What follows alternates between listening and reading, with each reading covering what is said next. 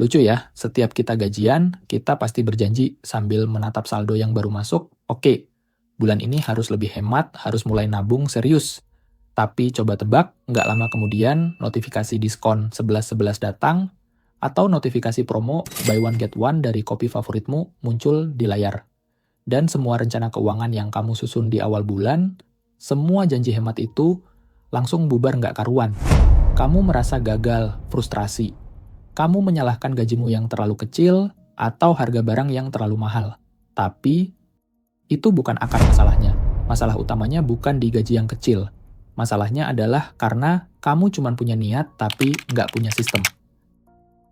Dan harus kamu tahu, niat sekuat apapun nggak pernah cukup dan nggak akan pernah menang melawan godaan pasar dan psikologi konsumtif. Niat itu lemah, sistem itu kuat. Di video ini, kita akan membongkar kenapa kebanyakan orang gagal mengatur uang, dan bagaimana mengubah niat yang rapuh menjadi sistem keuangan yang kebal godaan. Fokus kita adalah membangun gaya hidup yang realistis dan strategi keuangan yang disiplin. Karena yang membuat sukses itu bukan besarnya gaji, tapi kedisiplinan dan sistem yang kamu jalankan. Realita finansial anak muda, siklus dopamin, dan stres. Banyak orang di usia produktif sekarang terjebak dalam siklus yang sama, sebuah siklus yang sangat adiktif, namun mematikan. Gajian, senang, belanja, tanggal tua sengsara.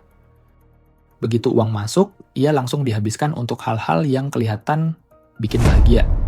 Nongkrong di kafe fancy, belanja pakaian baru, upgrade HP ke model terbaru, atau staycation singkat yang dipamerkan di media sosial. Masalahnya, semua itu cuma kasih dopamin sementara. Rasa senang dan validasi sosial yang kamu dapatkan itu hanya bertahan hitungan jam atau hari. Tapi, di balik kesenangan singkat itu, kamu menciptakan stres jangka panjang yang menanti di tanggal tua.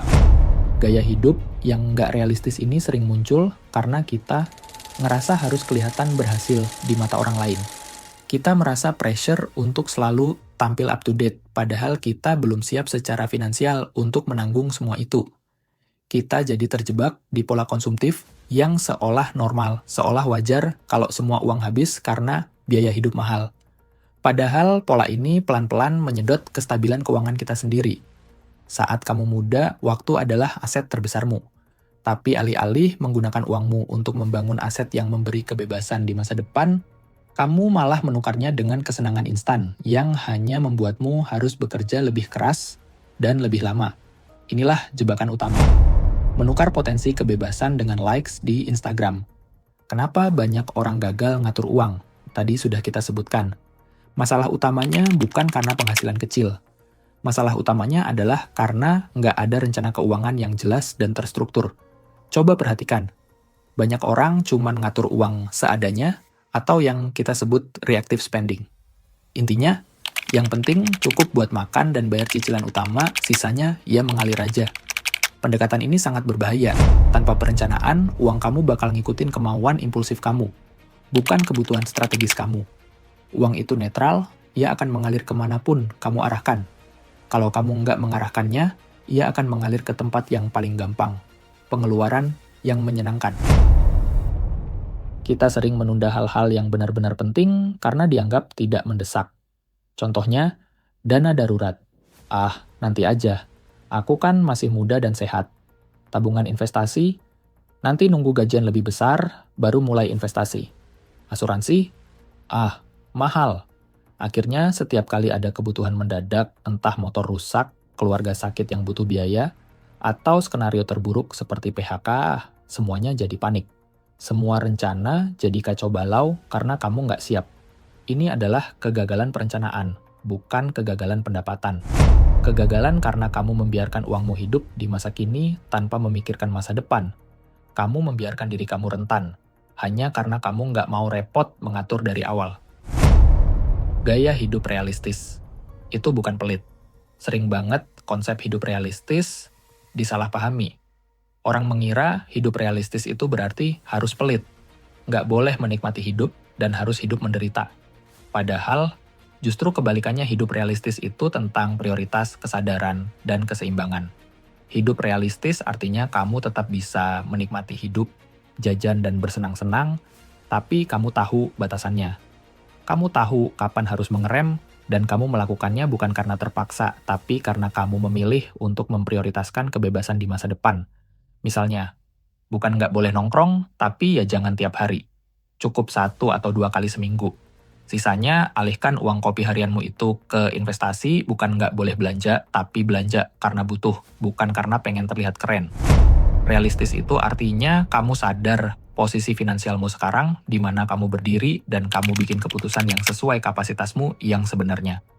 Bukan ikut tren yang sebenarnya nggak kamu sanggupi hanya karena FOMO. Karena percuma gaji kamu besar, kalau mentalitasmu masih konsumtif, dan kamu nggak punya rem uang segede apapun, kalau lubangnya besar, bakal habis juga. Seorang yang bergaji 10 juta dengan gaya hidup realistis, yang menginvestasikan 3 juta setiap bulan, jauh lebih kaya dan lebih stabil daripada seorang yang bergaji 20 juta tapi habis untuk cicilan mobil mewah dan dinner mahal setiap malam. Pikirkan itu baik-baik. Kekayaan sejati adalah apa yang kamu simpan dan investasikan, bukan apa yang kamu belanjakan. Strategi keuangan yang disiplin mengubah niat menjadi sistem. Nah, kalau kamu sudah tahu akar masalahnya, yaitu lemahnya niat dan buruknya sistem, sekarang gimana cara mulai disiplin dan membangun sistem itu? Langkah pertama, hentikan kebocoran kecil, audit pengeluaran. Catat semua pengeluaran sekecil apapun. Catat parkir 5.000, ongkir 10.000, kopi 30.000. Ini akan mengaktifkan kembali pain of paying yang sudah hilang. Kadang kita nggak sadar betapa bocornya uang cuma karena hal-hal yang kita anggap cuma. Setelah kamu tahu kemana uangmu pergi, kamu bisa tahu di mana rem harus diinjak.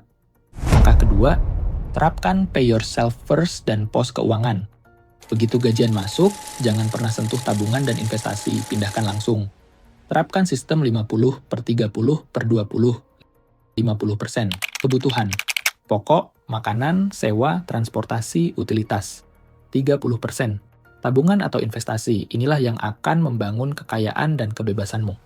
Pindahkan segera setelah gajian. 20%, hiburan atau gaya hidup. Uang ini boleh kamu habiskan tanpa rasa bersalah. Inilah reward kamu. Dengan begitu, kamu tetap bisa menikmati hidup dengan uang 20% itu. Tapi 30%-nya sudah aman membangun masa depanmu. Kamu tetap punya arah finansial. Langkah ketiga, bangun 3 pilar jangka panjang. Disiplin keuangan itu bukan berarti langsung sempurna, tapi tentang konsistensi. Fokus pada 3 pilar ini. Dana darurat, ini wajib. Kumpulkan minimal 3-6 bulan pengeluaran rutinmu. Di rekening terpisah, ini adalah fondasi keamanan finansial. Tanpa ini, semua investasi bisa bubar dalam satu kejadian tak terduga.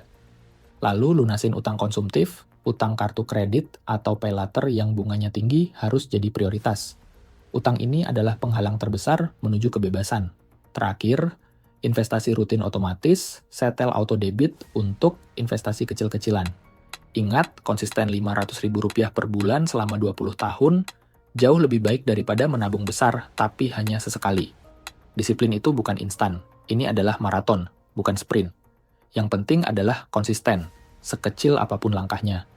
Pada akhirnya, hidup realistis bukan berarti hidup pas-pasan atau kekurangan, tapi hidup dengan sadar. Sadar kalau kebahagiaan sejati datang dari rasa tenang, rasa aman, bukan dari gengsi.